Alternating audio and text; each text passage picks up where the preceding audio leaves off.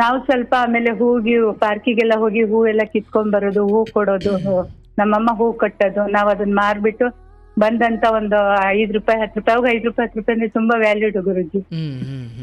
ಅದ್ರಿಂದ ಸ್ವಲ್ಪ ನಮ್ಮಮ್ಮ ಸಾಲದಿಂದ ಹೊರಗಡೆ ಬರಕ್ ಸ್ಟಾರ್ಟ್ ಆಯ್ತು. ಸ್ವಲ್ಪ ಅನ್ನ ನೋಡುವಂತ ದಿನಗಳು ಬಂದು ಗುರುಜಿ.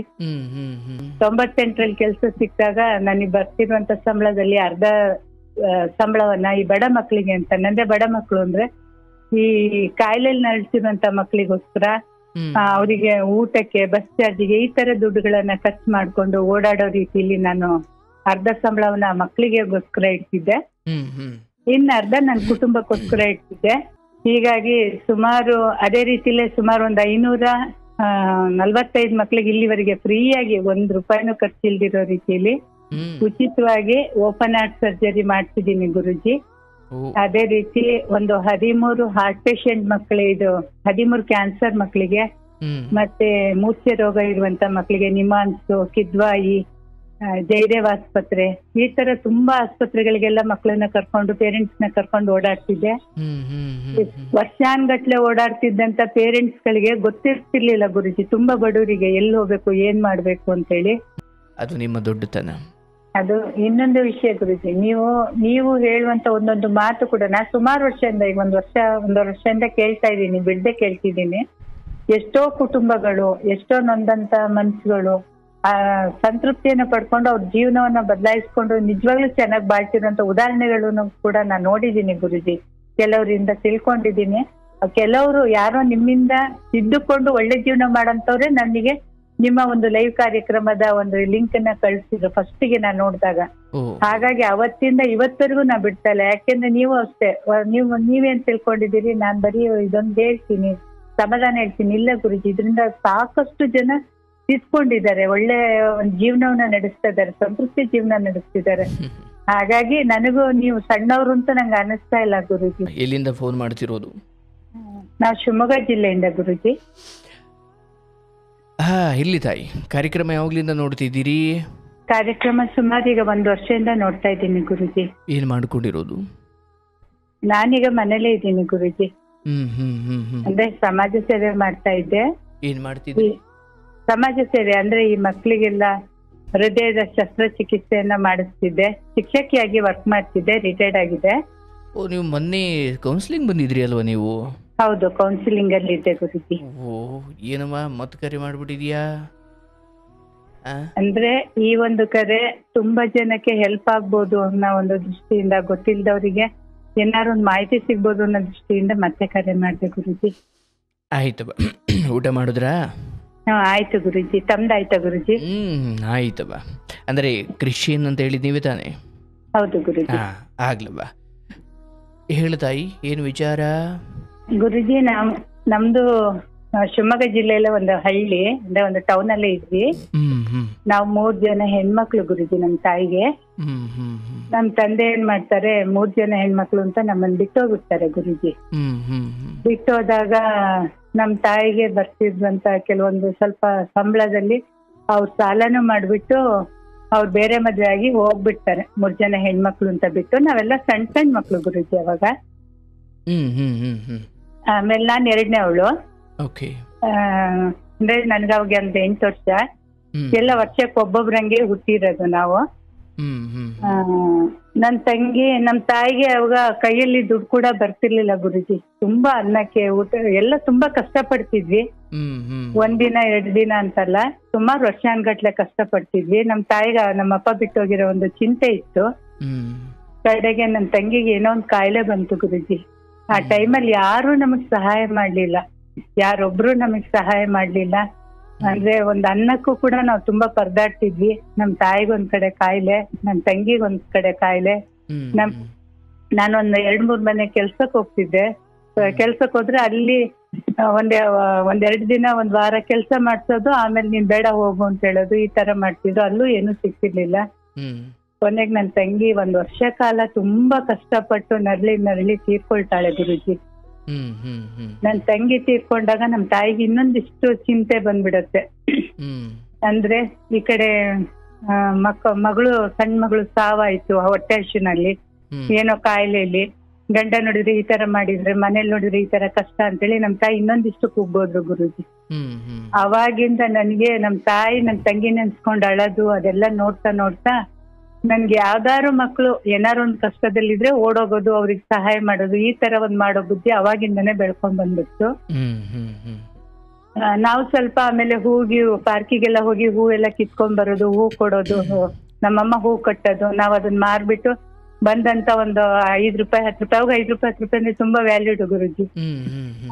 ಅದ್ರಿಂದ ಸ್ವಲ್ಪ ನಮ್ಮಮ್ಮ ಸಾಲದಿಂದ ಹೊರಗಡೆ ಬರಕ್ ಸ್ಟಾರ್ಟ್ ಆಯ್ತು. ಸ್ವಲ್ಪ ಅನ್ನ ನೋಡುವಂತ ದಿನಗಳು ಬಂದು ಗುರುಜಿ. ನಾನೊಂದು SLC ವರೆಗೂ ಓದ್ದೆ ಗುರುಜಿ. ಕಡೆಗೆ 1 ವರ್ಷ ನಾನು ದೈಹಿಕ ಶಿಕ್ಷಕರ ಒಂದು ತರಬೇತಿನ ಮಲ್ನಾಡಹಳ್ಳಿಲಿ ಕಲ್ತ್ಕೊಂಡೆ, ಟ್ರೈನಿಂಗ್ ಮಾಡ್ಕೊಂಡ್ ಬಂದೆ. ಅಲ್ಲಿಂದ ಬಂದ್ಮೇಲೆ ನನಗೆ ಕೆಲಸ ಸಿಗ್ಲಿಲ್ಲ ಗುರುಜಿ. ಒಂದು 10 ವರ್ಷದವರೆಗೂ ನಂಗೆ ಕೆಲಸ ಇರ್ಲಿಲ್ಲ. ಕಡೆಗೆ ಯಾವ್ದೋ ಒಂದ್ ಶಾಲೆಯಲ್ಲಿ ನಾನು ಟೀಚರ್ ಆಗಿ ವರ್ಕ್ ಮಾಡಿದೆ. 1 ರೂಪಾಯಿ ಸಂಬಳ ಇಲ್ದಂಗೆ ಕೆಲಸ ಮಾಡಿದೆ. ಅಂದ್ರೆ ಮಕ್ಳ ಜೊತೆಗಿದ್ದು ಕೆಲಸ ಮಾಡ್ಬೇಕು ಅನ್ನೋ ರೀತಿಲಿ ಅಲ್ಲಿ ಕೆಲಸ ಮಾಡಿದೆ ಗುರುಜಿ ನಾನು.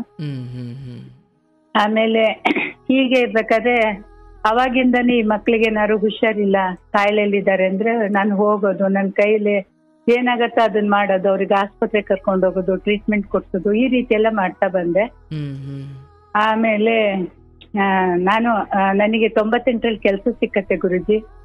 98ರಲ್ಲಿ ಕೆಲಸ ಸಿಕ್ಕಾಗ ನನಗೆ ಬರ್ತಿರುವಂತ ಸಂಬಳದಲ್ಲಿ ಅರ್ಧ ಸಂಬಳವನ್ನ ಈ ಬಡ ಮಕ್ಳಿಗೆ ಅಂತ, ನಂದೇ ಬಡ ಮಕ್ಳು ಅಂದ್ರೆ ಈ ಕಾಯಿಲೆಯಲ್ಲಿ ನರಳ್ತಿರುವಂತ ಮಕ್ಳಿಗೋಸ್ಕರ ಅವರಿಗೆ ಊಟಕ್ಕೆ, ಬಸ್ ಚಾರ್ಜಿಗೆ ಈ ತರ ದುಡ್ಡುಗಳನ್ನ ಖರ್ಚು ಮಾಡ್ಕೊಂಡು ಓಡಾಡೋ ರೀತಿಯಲ್ಲಿ ನಾನು ಅರ್ಧ ಸಂಬಳವನ್ನ ಮಕ್ಳಿಗೆಗೋಸ್ಕರ ಇಡ್ತಿದ್ದೆ, ಇನ್ನ ಅರ್ಧ ನನ್ನ ಕುಟುಂಬಕ್ಕೋಸ್ಕರ ಇಡ್ತಿದ್ದೆ.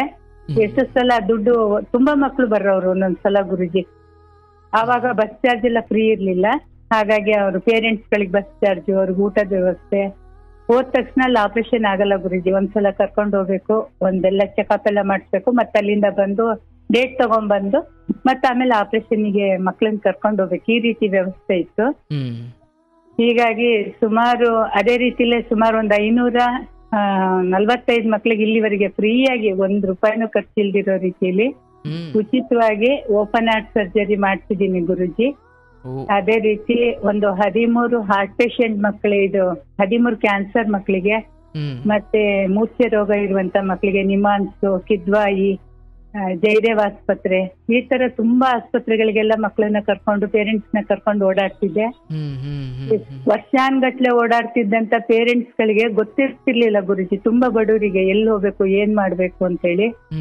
ಆದಷ್ಟು ಮಾಹಿತಿಗಳನ್ನ ನಾನು ಕೊಡಕ್ ಪ್ರಾರಂಭ ಮಾಡಿದೆ. ನಮ್ಮ ಇಲಾಖೆಯಲ್ಲೂ ನನ್ ತುಂಬಾ ಸಪೋರ್ಟ್ ಮಾಡೋರು ಗುರುಜಿ. ನಮ್ಮ ಇಲಾಖೆಯಲ್ಲಿ ನಾನು ಈ ತರ ಮಕ್ಳ ಸೇವೆಗೆ ಹೋಗ್ತೀನಿ ಅಂತ ಹೇಳ್ಬಿಟ್ಟು. ಅಂದ್ರೆ ಯಾವುದು? ನಮ್ದು ಶಿಕ್ಷಣ ಇಲಾಖೆ ಗುರುಜಿ. ನೀವು ದೈಹಿಕ ಶಿಕ್ಷಕರಾಗಿದ್ರ? ದೈಹಿಕ ಶಿಕ್ಷಕರಾಗಿದ್ದೆ. ಹಾಗಾಗಿ ನಮ್ಮ ಇಲಾಖೆ ಅಧಿಕಾರಿಗಳು ನನಗೆ ಅನುಮತಿ ಕೊಡೋರು. ಹಂಗಂತೇಳಿ ನಾನ್ ತಿಂಗ್ಳಾನ್ಗಟ್ಲೆ ಹೋಗ್ತಿರ್ಲಿಲ್ಲ ಗುರುಜಿ. 10 ಮಕ್ಳು 8 ಮಕ್ಳು ಈ ತರ ಒಟ್ಟು ಮಾಡ್ಕೊಂಡು ತಿಂಗಳಲ್ಲಿ 2 ದಿನ ಅಥವಾ 3 ದಿನ ಒಂದು ಅನುಮತಿನ ತಗೊಂಡು ನಾನು ಹೋಗ್ತಾ ಇದ್ದೆ. ಹೀಗಾಗಿ ಅಷ್ಟು ಮಕ್ಳು ಬದುಕೋದಿಲ್ಲ, ತುಂಬಾ ಕಷ್ಟ. ಅದು ಎಷ್ಟೋ ಸಲ ಮಕ್ಳು ಬ್ಲೂ ಬೇಬಿ ಅಂತೇಳಿ ಬರೋರು, ಅಂದ್ರೆ ಹೃದಯದ ಒಂದೇ ಕಡೆಗೆ ಒಳ್ಳೆ ರಕ್ತ ಮತ್ತೆ ಅಶುದ್ಧ ರಕ್ತ ಎಲ್ಲ ಓಡಾಡೋದು. ಅಂತ ಮಕ್ಳು ಬದುಕದೇ ಇಲ್ಲ ಅನ್ನೋಂತ ಮಕ್ಳು ಕೂಡ ಈಗ ಬದುಕಿ ಅವ್ರ ಜೀವನವನ್ನ ಚೆನ್ನಾಗಿ ಮಾಡ್ಕೊಂಡಿದ್ದಾರೆ, ಒಳ್ಳೆ ಎಜುಕೇಶನ್ ಕೂಡ ಮಾಡ್ಕೊಳ್ತಾ ಇದ್ದಾರೆ ಗುರುಜಿ. ನಿಮ್ಗೆ ಎಷ್ಟು ವರ್ಷ? ಈಗ ನಂಗೆ 60 ವರ್ಷ ಗುರುಜಿ. ನಾನು ರಿಟೈರ್ಡ್ ಆಗಿದ್ದೀನಿ, ಮನೇಲೇ ಇದ್ದೀನಿ. ಆದ್ರೆ ಈ ಸೇವೆ ಬಿಡ್ತಾ ಇಲ್ಲ ಗುರುಜಿ, ನಾ ಸೇವೆ ಮಾಡ್ತಾ ಇದ್ದೀನಿ. ಅಂದ್ರೆ ಈಗ ನೀವು ಯಾರನ್ನ ಬೆಂಬಲಿ, ಅರ್ಥಾತ್ ಯಾರಿಗೆ ನೀವು ಎಂತವ್ರಿಗೆ ಚಿಕಿತ್ಸೆ ಕೊಡಿಸ್ತೀರಿ ನೀವು? ಗುರುಜಿ ಏನಂದ್ರೆ ಈಗ ಗಂಭೀರ ಕಾಯಿಲೆಯಲ್ಲಿ ನರಳ್ತಾ ಇರ್ತಾರೆ ಎಷ್ಟೋ ಮಕ್ಕಳು.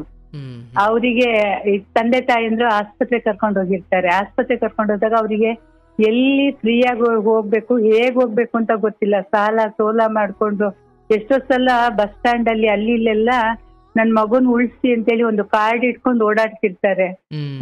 ಆಮೇಲೆ ಸ್ಕೂಲ್ಗಳಲ್ಲಿ ಟೀಚರ್ಗಳು ಅಯ್ಯೋ ನಮ್ ಸ್ಕೂಲ್ ಮಗುಗೆ ಹಿಂಗಾಗಿದೆ ಅಂತೇಳಿ ಒಂದು ವಿಷಯನ ಹೇಳ್ತಾರೆ. ಅವಾಗ ಆ ಸ್ಕೂಲಲ್ಲಿ ಮಾಹಿತಿನ ಕೊಟ್ಟು ಈ ತರ ಫ್ರೀ ಇದೆ, ಉಚಿತ ಒಂದು ವ್ಯವಸ್ಥೆ ಇದೆ ಅಂತೇಳಿ. ಉಚಿತ ವ್ಯವಸ್ಥೆ ಯಾರು ಮಾಡೋದು ಅದನ್ನು?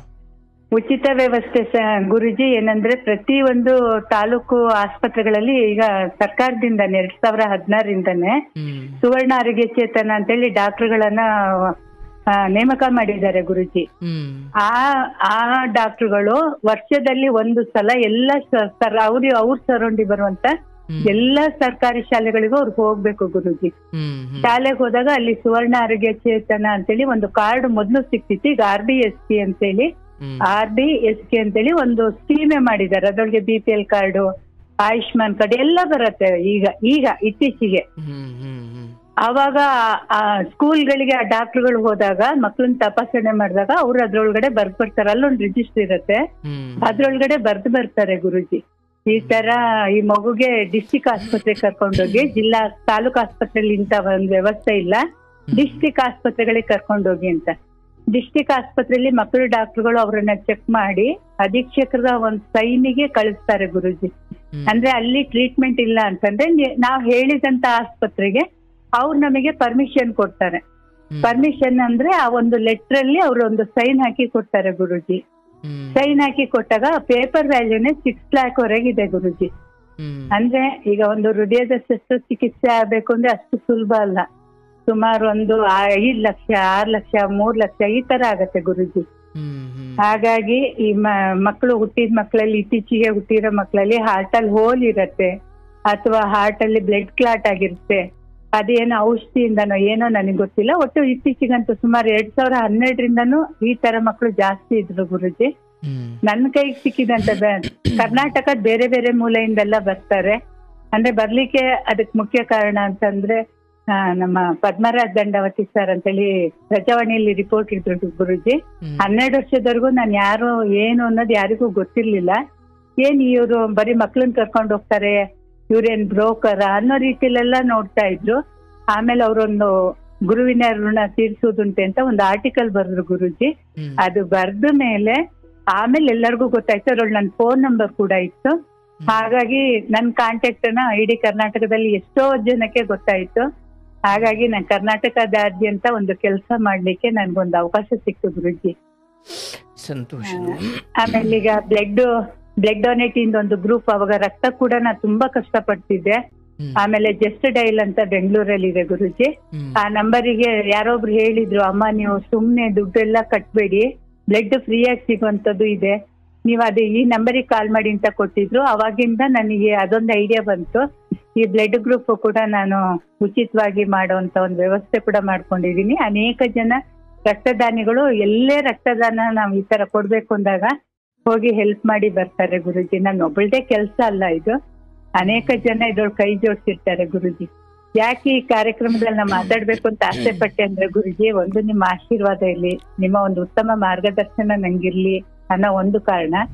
ಎರಡನೇದಾಗಿ ಈ ತರ ಒಂದು ಫ್ರೀಯಾಗಿ ಇದೆ, ಎಷ್ಟೋ ಮಕ್ಕಳು ನರಳ್ತಾರೆ ಗುರುಜಿ, ಎಷ್ಟೋ ಪೇರೆಂಟ್ಸ್ ಗಳು ಒದ್ದಾಡ್ತಿರ್ತಾರೆ, ಅಂತವ್ರಿಗೆ ಇದೊಂದು ಸೂಕ್ತ ಮಾರ್ಗದರ್ಶನ ಇರ್ಲಿ ಅನ್ನೋ ಒಂದು ಕಾರಣಕ್ಕೆ ನಾನು ತಮ್ಮ ಹತ್ರ ಮಾತಾಡ್ಬೇಕು. ಇದನ್ನ ಹೇಗೆ ಸಂಪರ್ಕಿಸಬೇಕು ಅದನ್ನ, ಅಂದ್ರೆ ಗುರುಜಿ ಅಥವಾ ಸ್ಥಳೀಯವಾಗಿ ಎಲ್ಲೆಲ್ಲಾದ್ರೂ ಹೋಗ್ಬೋದಾ ಅಂತ ಏನಾದ್ರೂ ಅವಶ್ಯಕತೆ ಇರೋ ಮಕ್ಕಳು?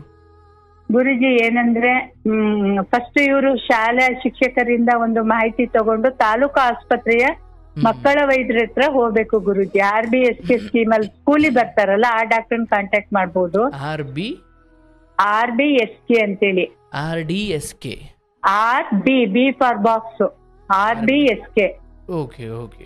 RBSK ಅಂತೇಳಿ ರಾಷ್ಟ್ರೀಯ ಭೀಮಾ ಸ್ವಸ್ಥಾ ಯೋಜನೆ ಅನ್ನೋದೊಂದು ಬರುತ್ತೆ.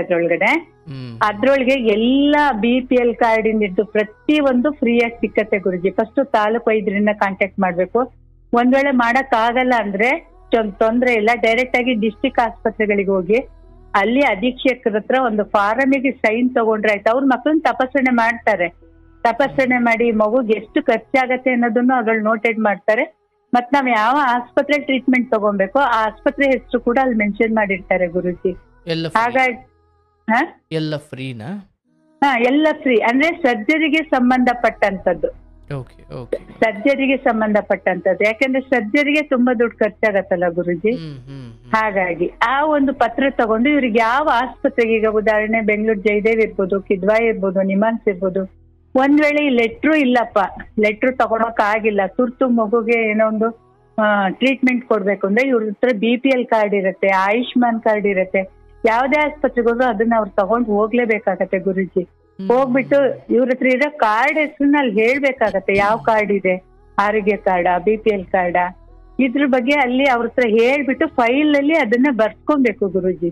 BPL ಕಾರ್ಡ್ ಅಂತೇಳಿ ಅದ್ರೊಳಗೆ ಬರೀತಾರೆ ಫೈಲ್ ಅಲ್ಲಿ ಬರ್ದು, ಆಮೇಲೆ ಗ್ರೀನ್ ಸ್ಟಿಕ್ಕರ್ ಜಯದೇವ ಆಸ್ಪತ್ರೆಲೆಲ್ಲ ಹಾಕ್ತಾರೆ, ಅಂದ್ರೆ ಫ್ರೀ ಆಗಿ ಅಂತೇಳಿ ಅದು ಉದ್ದೇಶ. ಅದ್ರ ಮೇಲೆ ಒಂದು ರೌಂಡ್ ಆಗಿರುವಂತದ್ದು ಒಂದು ಗ್ರೀನ್ ಸ್ಟಿಕ್ಕರ್ ಅಂಟಿಸ್ತಾರೆ. ಹಾಗಾಗಿ ಇವ್ರಿಗೆ ಅಲ್ಲಿ ಎಕ್ಕೋದಿರ್ಬೋದು, ಯಾವ್ದೇ ಒಂದು ದೊಡ್ಡ ದೊಡ್ಡ ತಪಾಸಣೆ ಮಾಡ್ತಿದ್ದಾರೆ, ದುಡ್ಡು ಕಟ್ಟಂತದ್ದು ಇರಲ್ಲ. ಹೀಗಾಗಿ ಗುರುಜಿ ಮತ್ತೆ ಅಂತವ್ರಿಗೆ ಅಲ್ಲಿ ಊಟ ಟೋಕನ್ ಕೊಡುವಂತವ್ರು ಒಬ್ರು ದಾನಿಗಳಿದ್ದಾರೆ, KVK ಹರ್ಷ ಅಂತೇಳಿ. ಅಂದ್ರೆ ಎಲ್ಲರಿಗೂ ಮೊದ್ಲು ತುಂಬಾ ಎಲ್ಲರಿಗೂ ಕೊಡ್ತಿದ್ರು, ಅದನ್ನ ತುಂಬಾ ಜನ ದುರುಪಯೋಗ ಪಡಿಸ್ಕೊಳ್ತಾ ಇದ್ರು. ಹಾಗಾಗಿ ಈಗ ಮಗುಗೇನು ಅಲ್ಲಿ ಊಟ ಕೊಡ್ತಾರೆ, ಅಡ್ಮಿಟ್ ಆಗಿರೋ ಮಗುಗೆ. ಬಂದವರು ಬಡವ್ರು ಇರ್ತಾರೆ, ನಾವು ಶ್ರೀಮಂತರಿಗೆಲ್ಲ ಕೊಡೋಷ್ಟು ಶಕ್ತಿ ನಮ್ಗಿರಲ್ಲ ಗುರುಜಿ. ನಾನು ಮನೇಲಿ ಕ್ಯಾಂಡಲ್ ಎಲ್ಲ ಮಾಡ್ತಿದ್ದೆ, ಕ್ಯಾಂಡಲ್ ಒಂದ್ ದಿನಕ್ಕೆ 25 kg ಕ್ಯಾಂಡಲ್ ಮಾಡ್ತಿದ್ದೆ ಗುರುಜಿ. ಅದು ಮಾರಾಟ ಮಾಡ್ತಿದ್ದೆ, ದುಡ್ಡೆಲ್ಲ ಜೋಡಿಸ್ಕೊಳ್ತಿದ್ದೆ. ಈ ರೀತಿಯಾಗಿ ನಾನು ಸೇವೆ ಮಾಡ್ಕೊಂಡ್ ಬಂದಿದ್ದು ಗುರುಜಿ ನಾನು. ಅದ್ಭುತನಪ್ಪ. ನಿಮ್ಮ ಹೆಸರು ಹೇಳ್ಬೋದಾ? ಹೆಸರು, ನನ್ನ ಹೆಸರು ಅನಿತಾ ಮೇರಿ ಅಂತ ಗುರುಜಿ. ಅನಿತಾ ಮೇರಿ? ಹಾ ಗುರುಜಿ, ಅನಿತಾ ಮೇರಿ. ನೀವು ಶಿವಮೊಗ್ಗದವರ? ಹೌದು, ಶಿವಮೊಗ್ಗದವರು ಗುರುಜಿ. ಗ್ರೇಟ್ ಅವ್ವ. ಅಂದರೆ ನೋಡಿ, ಇಲ್ಲಿ ನಿಮ್ಮ ಬಾಲ್ಯದಲ್ಲಿ ನಿಮ್ಮ ತಂಗಿ ಸಾವು ಅಥವಾ ಇಂತಹ ಘಟನೆಗಳನ್ನು ನೋಡಿ ಆದಮೇಲೆ ಲೋಕದ ಮಕ್ಕಳಿಗೆ ಅಥವಾ ಲೋಕದ ಆ ದೀನರಿಗೆ, ರೋಗ ಬಂದಿರತಕ್ಕಂಥವ್ರಿಗೆ ಅಥವಾ ಏನೋ ಕಷ್ಟದಲ್ಲಿರೋರಿಗೆ ಈ ಮಿಡಿಬೇಕು ಅನ್ನೋ ಹೃದಯ ಅಥವಾ ಆ ಮಟ್ಟಿನ ಯೋಚನೆ ಇವತ್ತು ನೋಡಿ 60 ನಿಮ್ಮ ಉತ್ಸಾಹ ಅಥವಾ ನೀವು ಏನು ಮಾಡಬೇಕು ಅನ್ನೋ ಅಂಥದ್ದೊಂದು ಸಂಕಲ್ಪ ಕಡಿಮೆ ಆಗಿಲ್ಲ. ಅದ್ಭುತ. ನೀವೆಷ್ಟೋ ಜನಕ್ಕೆ ಮಾದರಿ. ಜಾತಿ ಧರ್ಮ ಅಂತ ಯೋಚಿಸದೆ ಎಲ್ಲರನ್ನು ಸಮಾನವಾಗಿ ಎಲ್ಲಿ ನನ್ನ ಅವಶ್ಯಕತೆ ಇದೆಯೋ ಅಥವಾ ನನ್ನಿಂದ ಎಷ್ಟು ಸಾಧ್ಯವೋ ಅಷ್ಟನ್ನು ನಾನು ಅದ್ಭುತವಾಗಿ ಲೋಕಕ್ಕೆ ಕೊಟ್ಟು ಹೋಗ್ತೀನಿ. ಲೋಕದಿಂದ ನೀವೇನು ಪಡೆದ್ರಿ ಅದು ಉಳಿಯಲ್ಲ, ಆದರೆ ಲೋಕಕ್ಕೆ ನೀವೇನು ಕೊಟ್ಟು ಹೋದ್ರಿ ಅದು ಶಾಶ್ವತವಾಗಿ ಉಳಿಯುತ್ತೆ. ಬಹುಶಃ ಆ ನೂರಾರು ಸಾವಿರಾರು ಮಕ್ಕಳು ಯಾರು ನಿಮ್ಮಿಂದ ಉಪಕೃತರಾಗಿದ್ದಾರೆ ಅಥವಾ ಸಹಾಯ ಮಾಡಿಕೊಂಡಿದ್ದಾರೆ, ಉಪಕಾರ ಪಡ್ಕೊಂಡಿದ್ದಾರೆ, ಅದರಲ್ಲಿ ಯಾರೋ ಒಬ್ಬ ನನ್ನನ್ನು ಯಾರೋ ಹೀಗೆ ಬದುಕಿಸಿದ್ರು, ನಾನು ಕೂಡ ನನ್ನ ಬಿಡುವಿನ ಸಮಯ ಅಥವಾ ನನ್ನ ಜೀವನವನ್ನು ಹೀಗೆ ಇನ್ನೊಬ್ಬರ ಪರೋಪಕಾರಕ್ಕೆ ಮೀಸಲಿಡಬೇಕು ಅಂತ ಒಬ್ಬ ಅಂದುಕೊಂಡ್ರೆ ನಿಮ್ಮ ಸಂತತಿ ಮುಂದುವರೆದಂತೆ. ಹೌದಲ್ಲ? ಯಾಕಂದರೆ ಉಪಕಾರ ತಗೊಳ್ಳೋದು ಒಂದಾದರೆ, ತೆಗೆದುಕೊಂಡ ಉಪಕಾರದಿಂದ ನನ್ನ ಬದುಕು ಹಸನಾಯಿತು, ಮತ್ತು ಇನ್ನೊಬ್ಬ ಕೆಟ್ಟಿರುವ ಬದುಕನ್ನು ನಾನು ಹಸನಾಗಿಸಬೇಕು ಅಂತ ನಿಮ್ಮಿಂದ ಉಪಕಾರ ತೆಗೆದುಕೊಂಡ ಯಾರೋ ಒಬ್ಬರು ಅಂದುಕೊಳ್ಳೋದು, ಅಥವಾ ಈ ಕಾರ್ಯಕ್ರಮ ಕೇಳಿ ನಿಮ್ಮಿಂದ ಹೌದಾ ಸರ್ಕಾರದಿಂದ ಈ ಥರ ಫ್ರೀ ಯೋಜನೆಗಳೇ ಅಥವಾ ಇಂಥದ್ದೇನು ಯೋಜನೆಗಳಿದ್ದಾವ, ಅಯ್ಯೋ ಗೊತ್ತೇ ಇರಲಿಲ್ವಲ್ಲ, ಸರಿ ವಿಚಾರಿಸೋಣ, ನಮ್ಮೂರಲ್ಲಿ ಯಾರೋ ಅನಕ್ಷರಸ್ಥರಿದ್ದಾರೆ ಅಥವಾ ಯಾರೋ ಗೊತ್ತಿಲ್ಲದವರಿದ್ದಾರೆ ಅಥವಾ ಪಾಪ ಬಡ ಮಕ್ಕಳಿದ್ದಾರೆ, ಅವರಿಗೆ ಇದೆಲ್ಲ ಗೊತ್ತಿಲ್ಲ, ನಾನೊಬ್ಬ MBA ಓದಿರೋನಾಗಿ ಅಥವಾ ನಾನೊಬ್ಬ ಎಜುಕೇಷನ್ ಪಡೆದಿರೋನಾಗಿ, ಸರಿ ನಾನಾಗಾದ್ರೆ ಒಂಚೂರು ಹೋಗಿ ತಿಳ್ಕೊಂಡು ಇದರ ಬಗ್ಗೆ ಕೇಳಿಕೊಂಡು ಆಮೇಲೆ ನನ್ನ ಊರಿನ ಬಡ ಅಥವಾ ಆ ಜನರಿಗೆ ನಾನು ಹೇಳ್ಬೋದಲ್ವ. ಅಂದರೆ ಇದರಿಂದ ಇನ್ಸ್ಪೈರ್ ಯಾರ್ಯಾರಾಗಿದ್ದಾರೋ ಗೊತ್ತಿರಲ್ಲ ನಮಗೆ. ಸೊ ನೀವು ಈ ಮೂಲಕ ಭಾಳಷ್ಟು ನೋಡುವ, ಭಗವಂತ ನೋಡಿರ್ತಾನೆ, ಜನ ನೋಡ್ತಾರೋ ಬಿಡ್ತಾರೋ. ನನ್ನ ಪ್ರಕಾರ ನಿಮ್ಮ ತುಂಬ ಹೃದಯದಿಂದ ಸೇವೆಯ ಮನೋಭಾವದಿಂದ ಕರ್ತವ್ಯ ಇದು. ನಾನೊಬ್ಬಳು ಮನುಷ್ಯಳಾಗಿ ಇನ್ನೊಬ್ಬ ಮನುಷ್ಯನ ದುಃಖದಲ್ಲಿ ಭಾಗಿಯಾಗುವುದು ಮನುಷ್ಯರಾಗದು ನನ್ನ ಸೇವೆ ಅಲ್ಲ, ಅದು ಕರ್ತವ್ಯ. ಸೇವೆ ಅಂದರೆ ನಾನೇನೋ ಮಾಡ್ತಾ ಇದ್ದೀನಿ ನಂಗೆ ಆಗ್ಬಿಡುತ್ತೆ. ಕರ್ತವ್ಯ ಅಲ್ವಾ? ಈಗ ಒಂದು ತಂದೆ ತಾಯಿಗೆ ಮಗ ಮಾಡತಕ್ಕಂಥ ಸೇವೆ ಅಲ್ಲ, ಕರ್ತವ್ಯ ಅಲ್ವಾ? ನನ್ನ ಅಣ್ಣನಿಗೋ ತಮ್ಮನಿಗೋ ನಾನೇನೋ ಮಾಡ್ತೀನಿ, ಅದು ಕರ್ತವ್ಯ. ಹಂಗೆ ನಾವೆಲ್ಲರೂ ಭಗವಂತನ ಮಕ್ಕಳು ಅನ್ನೋದಾದರೆ ನೀವು ಯಾರಿಗೂ ಉಪಕಾರ ಮಾಡಿದ್ರಿ, ಅವರು ಯಾರೋ ಬೇರೆಯವರಲ್ಲ, ಅವ್ರು ನಿಮ್ಮ ಅಣ್ಣ ತಮ್ಮದಿರೇ ಅಕ್ಕಂಗಿದ್ದೀರ. ಯಾಕಂದರೆ ನೀವು ಭಗವಂತ ನಿಮ್ಮ ತಂದೆ ಒಬ್ಬನೇ ಅನ್ನೋದಾದರೆ, ಆ ತಂದೆಯ ಮಕ್ಕಳು ಅವರು ಅನ್ನೋದಾದರೆ ಅವ್ರು ನಿಮಗೆ ಬೇರೆಯವರಾಗಲ್ಲ, ಅವ್ರು ನಿಮ್ಗೆ ಅಣ್ಣ ತಮ್ಮದಿರೇ ಆಗ್ತಾರೆ. ಹಾಗಾಗಿ ಇದು ಸೇವೆ ಅಂತ ಪರಿಗಣಿಸೋದಿಲ್ಲ, ಇದನ್ನು ಕರ್ತವ್ಯ ಅಂತ ಭಾವಿಸಲಾಗುತ್ತೆ. ಲೋಕದ ಹೆಸರಲ್ಲಿ ಅದು ಸೇವೆ ಇರಬಹುದು, ಆದರೆ ಮನುಷ್ಯನಾಗಿ ನಾನು 4 ಜನ ನೊಂದು ಬಂದವರಿಗೆ ಸಾಂತ್ವನ ಹೇಳೋದು, ಅಥವಾ ನೀವು 4 ಜನಕ್ಕೆ ಅಥವಾ ದೊಡ್ಡ ಮಟ್ಟದಲ್ಲಿ ನೀವು 4 ಜನ ಯಾರಿಗೋ ಒಂದು ಆರೋಗ್ಯ ಭಾಗ್ಯವನ್ನು ಕರುಣಿಸೋದು, ಇದು ನಿಮ್ಮ ದೊಡ್ಡತನ, ಇದು ನಿಮ್ಮ ಕರ್ತವ್ಯ. ಇದನ್ನು ಲೋಕ ಅವಶ್ಯವಾಗಿ ಒಂದು ಹಂತಕ್ಕೆ ಖಂಡಿತ ನೆನಪಿಡುತ್ತೆ. ಆದರೆ ಈ ಮೂಲಕ ಇಲ್ಲಿ ಹೇಳಿಕೊಂಡು ಬಹಳಷ್ಟು ಜನರಿಗೆ ನೀವು ಅದ್ರ ಬಗ್ಗೆ ಮಾಹಿತಿ ಕೊಟ್ಟಿದ್ದೀರಿ. ಮತ್ತು ನಿಮ್ಮ ಬದುಕು ನಿಜವಾಗಿಯೂ ಮಕ್ಕಳಿರೋರು, ಗಂಡ ಹೆಂಡತಿ, ಮಕ್ಕಳು, ಬಂಧು ಬಳಗ, ಮಣ್ತುಂಬ ಮಕ್ಕಳು, ಇವರೆಲ್ಲ ಎಷ್ಟು ಖುಷಿಯಾಗಿದ್ದಾರೋ ಗೊತ್ತಿಲ್ಲ. ಆದರೆ ನಿಮ್ಮ ಆತ್ಮ ಅಂತೂ ನೆಮ್ಮದಿಯಾಗಿದೆ ಇವತ್ತು, ಅಥವಾ ನಿಮ್ಮ ಒಳಗಡೆ ಒಂದು ನೆಮ್ಮದಿ ಇದೆ, ಅಥವಾ ಒಂದು ಸಂತೃಪ್ತಿ ಇದೆ. ಅಯ್ಯಪ್ಪ, ನನ್ನ ಇಷ್ಟು ಜೀವನದಲ್ಲಿ ನಾನು ನನಗೆ ಅಂತ ಅಷ್ಟೇ ಅಲ್ಲದೆ ಇನ್ನೊಬ್ಬರಿಗೆ ಅಂತ ಒಂಚೂರು ಕೈ ಚಾಚಿದ್ದೀನಿ ಅಲ್ವಾ? ನಾಳೆನೇ ನನ್ನ ಬದುಕು ಸತ್ತು ಹೋದ್ರೂ ಏನು ತೊಂದರೆ ಇಲ್ಲ. ಹಂಗೆ ಬದುಕಿದ್ದೀರಾ ನೀವು. ಬರೀ ನನ್ನ ಮನೆ, ನನ್ನ ಕಾಂಪೌಂಡ್ ಒಳಗಡೆ ನಾನು ಚೆನ್ನಾಗಿ ಬದುಕ್ಬಿಟ್ರೆ ಸಾಲದು ಅಲ್ಲ. ಬೇರೆಯವ್ರ ಮನೆಯೂ ಹಸನಾಗಬೇಕು, ಬೇರೆಯವ್ರ ಮನೆ ಮಕ್ಕಳು ಕೂಡ ಚೆನ್ನಾಗಿರಬೇಕು. ನಿಮ್ಮ ರೀತಿಯಲ್ಲಿ ನೀವು ಮಾಡಿದ್ದೀರಿ. ಅಲ್ಲಿ ಯಾರೋ ಹೇಳಿದ್ರಿ, ಅಲ್ಲಿ ಯಾರೋ ಒಂದು ಪತ್ರಿಕೆಯಲ್ಲಿ ಒಂದು ಲೇಖನ ಬರೆದು ಅವ್ರ ಸೇವೆ ಅವರು ಮಾಡಿದ್ರು, ನಿಮ್ಮ ಮೂಲಕ ನಿಮ್ಮ ಸೇವೆ ನೀವು ಮಾಡಿದ್ರಿ. ಅಲ್ಲಿ ಹೋದ ಯಾವುದೋ ಒಂದು ದೊಡ್ಡ ಆಸ್ಪತ್ರೆಯಲ್ಲಿ ಜಯದೇವದಲ್ಲೋ ಇನ್ನೆಲ್ಲೋ ಬಂದ ಬಡ ಮಕ್ಕಳಿಗೆ ಊಟ ಕೊಡೋ ಮೂಲಕ ಅವ್ರ ಸೇವೆ ಅವರು ಮಾಡಿದ್ರು. ಅಯ್ಯೋ ಪಾಪ ಇಂಥವ್ರ ಅಂದುಕೊಂಡು ಯಾರೋ ಒಬ್ಬ ಆಟೋದವನು ದುಡ್ಡು ಈಸ್ಕೊಳ್ದಂಗೆ ತಾಂಡೋಗಿ ಆಟೋದ ಆಸ್ಪತ್ರೆ ಹತ್ರ ಬಿಟ್ರಲ್ಲ ಆ ಮಹಾನುಭಾವ, ಅವನ ಸೇವೆ ಆತ ಮಾಡ್ದ. ಎಲ್ಲರೂ ಕೂಡ ಚಿಕ್ಕದೋ ದೊಡ್ಡದೋ ಎಲ್ಲರೂ ತಮ್ಮ ಸೇವೆಯನ್ನು ಮಾಡಿಬಿಟ್ರೆ ಈ ಲೋಕ ಎಷ್ಟು ಅದ್ಭುತನವ. ಆದರೆ ನಿಮ್ಮ ಥರ ಜನ ಸಿಗಲ್ಲ, ಎಲ್ಲೋ ಲಕ್ಷಕ್ಕೊಬ್ರು. ಬಹಳ ಬಹಳ ಸಂತೋಷ. ಆದರೆ ನಮ್ಮಂಥ ಚಿಕ್ಕವ್ರ ಹತ್ರ ನೀವು ಹೇಳಿಕೊಂಡು ಅದನ್ನು ಒಂದು ಖುಷಿಯಾಗಿ ಕಾಣ್ತಿರಲ್ಲ, ಅಥವಾ ಈ ಕಾರ್ಯಕ್ರಮಕ್ಕೆ ನೀವು ಆ ಸ್ಥಾನ ಕೊಟ್ಟಿದ್ದೀರಲ್ಲ, ಅದು ನಿಮ್ಮ ದೊಡ್ಡತನ. ಅದು ಇನ್ನೊಂದು ವಿಷಯ ಗುರುಜಿ, ನೀವು ಹೇಳುವಂತ ಒಂದೊಂದು ಮಾತು ಕೂಡ ನಾನು ಸುಮಾರು ವರ್ಷದಿಂದ, ಈಗ ಒಂದು ವರ್ಷದಿಂದ ಕೇಳ್ತಾ ಇದ್ದೀನಿ, ಬಿಡದೆ ಕೇಳ್ತಿದ್ದೀನಿ. ಎಷ್ಟೋ ಕುಟುಂಬಗಳು, ಎಷ್ಟೋ ನೊಂದಂತ ಮನ್ಸುಗಳು ಆ ಸಂತೃಪ್ತಿಯನ್ನು ಪಡ್ಕೊಂಡು ಅವ್ರ ಜೀವನವನ್ನ ಬದಲಾಯಿಸ್ಕೊಂಡು ನಿಜವಾಗ್ಲೂ ಚೆನ್ನಾಗಿ ಬಾಳ್ತಿರೋಂಥ ಉದಾಹರಣೆಗಳನ್ನು ಕೂಡ ನಾನು ನೋಡಿದ್ದೀನಿ ಗುರುಜಿ, ಕೆಲವರಿಂದ ತಿಳ್ಕೊಂಡಿದ್ದೀನಿ. ಕೆಲವರು ಯಾರೋ ನಿಮ್ಮಿಂದ ತಿದ್ದುಕೊಂಡು ಒಳ್ಳೆ ಜೀವನ ಮಾಡಂತವ್ರೆ ನನಗೆ ನಿಮ್ಮ ಒಂದು ಲೈವ್ ಕಾರ್ಯಕ್ರಮದ ಒಂದು ಲಿಂಕ್ ಅನ್ನ ಕಳಿಸಿದ್ರು ಫಸ್ಟಿಗೆ ನಾನು ನೋಡಿದಾಗ. ಹಾಗಾಗಿ ಅವತ್ತಿಂದ ಇವತ್ತರೆಗೂ ನಾ ಬಿಡ್ತಾ ಇಲ್ಲ. ಯಾಕೆಂದ್ರೆ ನೀವು ಅಷ್ಟೇ, ನೀವೇನ್ ತಿಳ್ಕೊಂಡಿದ್ದೀರಿ, ನಾನ್ ಬರೀ ಇದೊಂದು ಹೇಳ್ತೀನಿ, ಸಮಾಧಾನ ಹೇಳ್ತೀನಿ. ಇಲ್ಲ ಗುರುಜಿ, ಇದರಿಂದ ಸಾಕಷ್ಟು ಜನ ತಿದ್ಕೊಂಡಿದ್ದಾರೆ, ಒಳ್ಳೆ ಒಂದು ಜೀವನವನ್ನ ನಡೆಸ್ತಾ ಇದ್ದಾರೆ, ಸಂತೃಪ್ತಿ ಜೀವನ ನಡೆಸ್ತಿದ್ದಾರೆ. ಹಾಗಾಗಿ ನನಗೂ ನೀವು ಸಣ್ಣವ್ರು ಅಂತ ನಂಗೆ ಅನಿಸ್ತಾ ಇಲ್ಲ ಗುರುಜಿ. ನಿಮ್ಮ ಒಂದು ಹೇಗಿದ್ದೀರವ್ವ, ಊಟ ಮಾಡಿದ್ರ, ಆರಾಮಿದ್ದೀರಾ, ಈ ಒಂದು ಮಾತುಗಳು ಆ ನೊಂದಂತ ಮನ್ಸಿಗೆ ಎಷ್ಟೋ ಸಮಾಧಾನವನ್ನ ಕೊಡತ್ತೆ ಗುರುಜಿ. ಹಾಗಾಗಿ ನಿಮ್ಮ ಒಂದು ಆ ಮಾತಿಗೂ ನಂಗೆ ತುಂಬಾ ಇಷ್ಟ. ಏನೇ ಕೆಲಸ ಇದ್ರು ಬಿಟ್ಟು ಕಾರ್ಯಕ್ರಮನ ವೀಕ್ಷಣೆ ಮಾಡ್ತೀನಿ. ನಾನು ತುಂಬಾ ಜನಕ್ಕೆ ಶೇರ್ ಮಾಡಿದ್ದೀನಿ ಗುರುಜಿ. ನನಗೂ ನಿಮ್ಮ ಕಡೆಗೆ ಯಾರು ಆತರ ಒಂದು ಸಹಾಯವನ್ನ ಕೇಳ್ಕೊಂಡ್ ಬಂದ್ರೆ ಅವ್ರಿಗೆ ಹೇಳ್ಬೇಕು ಗುರುಜಿ, ದುಡ್ಡು ಖರ್ಚಿಲ್ದಂಗೆ ಒಳ್ಳೆ ಟ್ರೀಟ್ಮೆಂಟ್ಗಳು ಎಲ್ಲಾ ಆಸ್ಪತ್ರೆಗಳು ಸಿಗ್ತವೆ. ಎಲ್ಲಿ ಗ್ರೀನ್ ಬೋರ್ಡ್ಗಳು ಇರ್ತಾವ, ಆರೋಗ್ಯ ಮಿತ್ರ ಅಂತ ಇರುತ್ತೆ, ಅಲ್ಲೆಲ್ಲ ಫ್ರೀ ಟ್ರೀಟ್ಮೆಂಟ್ ಸಿಕ್ಕತ್ತೆ. ವಿಚಾರಿಸೇ ಹೋಗಿ ದುಡ್ಡೆಲ್ಲ ಕಟ್ಟಿ ಸಾಲ ಮಾಡಿ ಕೊರ್ಗೋಂಥದ್ದು ಬೇಡ ಅನ್ನೋ ಒಂದು ದೃಷ್ಟಿಯಿಂದ ನಾನು ಈ ಕೆಲಸವನ್ನ ಮಾಡ್ತಾ ಇದ್ದೀನಿ. ಅದು BPL ಕಾರ್ಡ್ ಹೋಲ್ಡರಿಗೆ ಮಾತ್ರ ಅಲ್ಲ, BPL ಕಾರ್ಡ್ ಅಂತಲ್ಲ, ಆಯುಷ್ಮಾನ್ ಕಾರ್ಡು, ಈಗ ಯಾವ್ದೇ ಹೆಲ್ತ್ ಕಾರ್ಡ್ಗಳಿದ್ರು ಅದ್ ಬರುತ್ತೆ. ಕೆಲವರು ಆಸ್ಪತ್ರೆಯಲ್ಲಿ ಏನ್ ಮಾಡ್ತಾರೆ ಅಂದ್ರೆ ಅದು ದುಡ್ಡು ಬೇಗ ಬರಲ್ಲ ಅನ್ನೋದಕ್ಕೋಸ್ಕರ ಕಟ್ಟಿಸ್ಕೊಳ್ತಾರೆ. ಕೆಲವೊಂದು ಆಸ್ಪತ್ರೆ ನಿಯತ್ತಾಗಿ ಆ ದುಡ್ಡನ್ನ ಮತ್ತೆ ಅವ್ರಿಗೆ ವಾಪಸ್ ಮಾಡ್ತಾರೆ ಗುರುಜಿ. ಕೆಲವೊಂದು ಆಸ್ಪತ್ರೆಯಲ್ಲಿ ಆ ದುಡ್ಡುಗಳನ್ನ ವಾಪಸ್ ಮಾಡೋದು ತುಂಬಾ ಕಷ್ಟ. ಅರ್ಧಕ್ಕರ್ಧ ದುಡ್ಡುಗಳನ್ನ ಕಟ್ಟಿಸ್ಕೊಳ್ತಾರೆ. ಈಗ ಕೊರೋನಾಕ್ಕಿಂತ ಮುಂಚೆ ಎಲ್ಲನೂ ಫ್ರೀ ಇತ್ತು. ಈಗ ಕೊರೋನಾ ಬಂದಾದ್ಮೇಲೆ ಅಂಜಿಯೋಗ್ರಾಮಿಗೆ ಕೂಡ 15,000 ಕಟ್ಬೇಕು. ಜಯದೇವ್ ಆಸ್ಪತ್ರೆಲ್ಲೂ ಕೂಡ ಕಟ್ಬೇಕು ಗುರುಜಿ. ಆ ದುಡ್ಡು ವಾಪಸ್ ಬರಲ್ಲ, ಅಂಜಿಯೋಗ್ರಾಮಿಗೆ ಮಾತ್ರ. ಇನ್ ಮಿಕ್ಕಿದಕ್ಕೆಲ್ಲ ಫ್ರೀ ಇರತ್ತೆ ಗುರುಜಿ.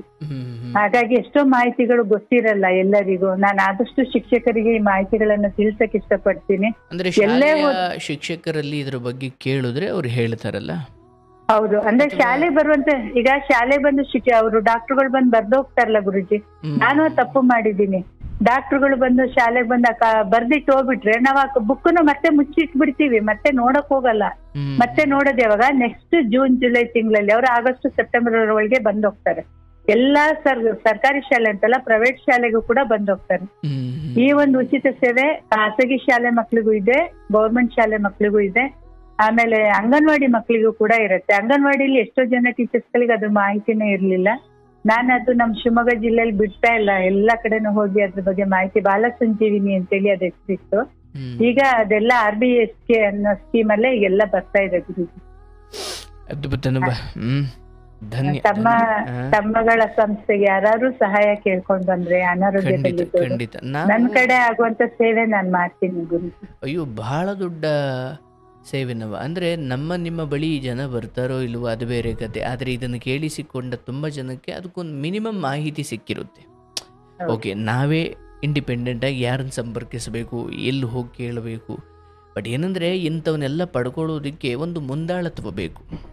ಹೌದು. ಯಾರೊಬ್ರು ಗೊತ್ತಿರೋರು ಬೇಕು, ಅಥವಾ ನೀವೀಗ ಅದು ಅನುಭವ ಇದೆ ನಿಮಗೆ ಅಲ್ವಾ? ಖಂಡಿತ ಅಂಥದ್ದು ಯಾರಾದರೂ ಬಂದರೆ ನಾನು ನಿಮ್ಮ ನಂಬರ್ ಕೊಡ್ಬೋದಾ? ಕೊಡ್ಬೋದು ಗುರುಜಿ, ಖಂಡಿತ ಕೊಡ್ಬೋದು ಗುರುಜಿ. ಆಗಲಿ. ಅಥವಾ ನೀವು ಕಾರ್ಯಕ್ರಮದಲ್ಲಿ ನಂಬರ್ ಹೇಳೋಕೆ ಇಚ್ಛೆ ಪಡ್ತೀರಾ?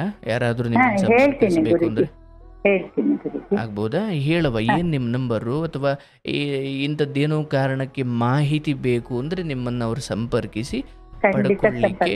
ಸೊ ವಾಟ್ಸಪ್ ಯೂಸ್ ಮಾಡ್ತೀರಾ ನೀವಲ್ಲ? ಹಾ, ವಾಟ್ಸಪ್ ಯೂಸ್ ಹೌದು, ಮಾಡ್ತೀನಿ ನೀವು ಮೊನ್ನೆ ಗುರೂಜಿ. ಕೌನ್ಸಿಲಿಂಗ್ ಬಂದಾಗ ನಾನು ವಾಟ್ಸಪ್ಪಲ್ಲೇ ನಿಮ್ಮ ಜೊತೆ ಫಸ್ಟ್ ಮಾತಾಡಿದ್ದು ಅನಿಸುತ್ತೆ. ಹೌದು ಗುರುಜಿ. ಹೇಳುವ, ಅಂದರೆ ನಿಮಗೆ ಫೋನ್ ಮಾಡಿ ತಲೆ ತಿನ್ನೋದು ಬೇಡ, ಇದು ನನ್ನ ಕಾಳಜಿ ಇಲ್ಲ, ಕೂಡ. ಆ ತರ ಯಾರು ಮಾಡಲ್ಲ ಗುರುಜಿ. ಯಾಕೆಂದ್ರೆ ನಾನು ಸಾಕಷ್ಟು ಜನಕ್ಕೆ ನಂಬರ್ಗಳನ್ನ ಕೊಡ್ತೀನಿ.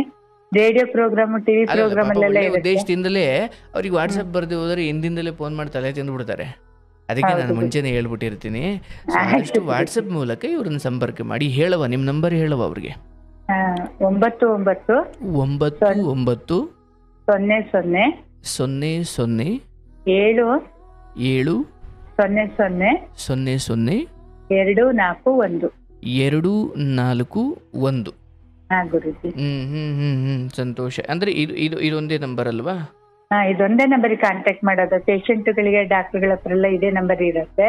ಆದರೆ ಈಗ ನೀವು ನಮಗೆ ಮಾಡಿರೋ ನಂಬರ್ ಬೇರೆ, ಹಾ ಗುರುಜಿ, ಇದು ಬೇರೆ ನಂಬರ್ ಇದು ಗುರುಜಿ. ಬೇರೆ ನಂಬರ್. ಆಯ್ತಪ್ಪ, ನಿಮ್ಮ ನಂಬರನ್ನು ತಗೊಂಡು ಯಾರಿಗಾದ್ರೂ ಮಾಹಿತಿ ಬೇಕಿದ್ದಲ್ಲಿ ದಯವಿಟ್ಟು ಅವರನ್ನು ಸಂಪರ್ಕ ಮಾಡಿ.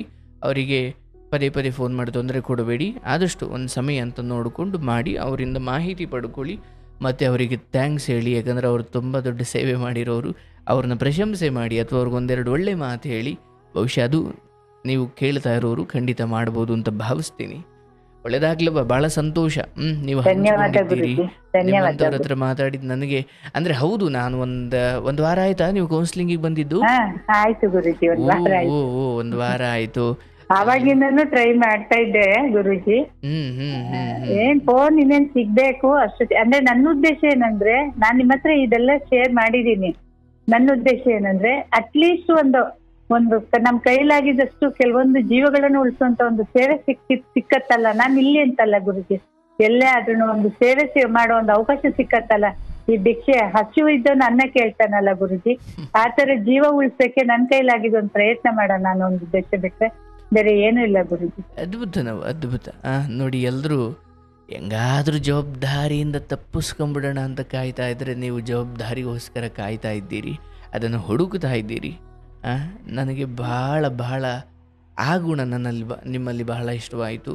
ಸೊ ಎಲ್ಲೋ ಒಂದು ಕಡೆ ಒಂದು ಕಷ್ಟ ಇದೆ ಎಂದಾಗ ನಿಮ್ಮ ಸಹಾಯ ಪಡ್ಕೊಂಡು, ಅಥವಾ ಯಾವುದೋ ಒಂದು ಬಡ ತಂದೆ ಬಡ ತಾಯಿ ತಮ್ಮ ಮಗುವಿನ ಕಾರಣಕ್ಕಾಗಿ ನಿಮ್ಮ ಬಳಿ ಬಂದರೆ ಅದನ್ನು ದಯವಿಟ್ಟು ಒಂಚೂರು ನಿಂತು ಮುತುವರ್ಜಿಯಿಂದ ಮಾಡಿಕೊಡಿ. ಇವನ್ ನೀವು ಮಾಡಿಕೊಂಡು ಬಂದಿದ್ದೀರಿ, ಇಲ್ಲಿಂದ ಈಚೆಗೆ ಈ ಆಶ್ರಮದ ಕಡೆಯಿಂದ ಬಂದರೆ ದಯವಿಟ್ಟು ಮಾಡಿಕೊಡಿ. ಖಂಡಿತ ಗುರುಜಿ, ಖಂಡಿತವಾಗಿ ಮಾಡ್ತೀನಿ. ಆಗಲಿ, ತಮ್ಮ ಆಶೀರ್ವಾದ ಇರ್ಲಿ ಗುರುಜಿ. ಒಳ್ಳೆದಾಗ್ಲವ. ಎಷ್ಟೋ ಜನಕ್ಕೆ ನೀವು ಮಾಡಿರೋ ಉಪಕಾರ, ಅವರ ತುಂಬು ಮನಸ್ಸಿನ ಕಣ್ಣೀರಿದೆಯಲ್ಲ, ನಿಮ್ಮಿಂದ ಉಪಕಾರ ಪಡ್ಕೊಂಡ ಮೇಲೆ ಅದೇ ಆಶೀರ್ವಾದ. ಅದು ನಂದು ಅಲ್ಲ, ಯಾರ್ದು ಅಲ್ಲ. ನಿಮ್ಮ ಬಹುಶಃ ಹಿರಿಯರಿದ್ದೀರಿ, ಮತ್ತು ಏನೋ ಒಂದು ಮಟ್ಟಿಗೆ ಪುಣ್ಯ ಸಂಪಾದನೆ ಮಾಡಿದವರು ಇದ್ದೀರಿ. ನೀವು ನಮಗೆ ಆಶೀರ್ವಾದ ಮಾಡಬೇಕು. ಅಷ್ಟು ದೊಡ್ಡ ಪುಣ್ಯವನ್ನು ನೀವು ಗಳಿಸಿದ್ದೀರಿ. ನೋಡುವ, ಹಣ ಖಾಲಿ ಆಗುತ್ತೆ, ಹಸಿವು ಊಟ ಮಾಡಿ ಆದಮೇಲೆ ಹಸಿವು ಹೊರಟೋಗುತ್ತೆ, ಅಂದರೆ ಬಳಸಿ ಆದಮೇಲೆ ಹಣ ಖಾಲಿ ಆಗುತ್ತೆ. ಆದರೆ ಎಂದೂ ನಮ್ಮನ್ನು ಕೈ ಬಿಡದೆ ಇರತಕ್ಕಂಥದ್ದು, ಖಾಲಿಯಾಗದೇ ಇರತಕ್ಕಂಥದ್ದು ಈ ಮಾಡಿದ ದಾನ ಅಥವಾ ಧರ್ಮ ಅಥವಾ ಪುಣ್ಯ ಕಾರ್ಯಗಳು. ಇವು ನಮ್ಮನ್ನು ಕತ್ತಲಿನಲ್ಲಿ ಒಂದು ಬೆಳಕು ರೀತಿಯಲ್ಲಿ ಮುನ್ನಡೆಸ್ತಾ ಹೋಗುತ್ತವೆ, ಇಹಲೋಕ ಪರಲೋಕ ಎರಡರಲ್ಲೂ.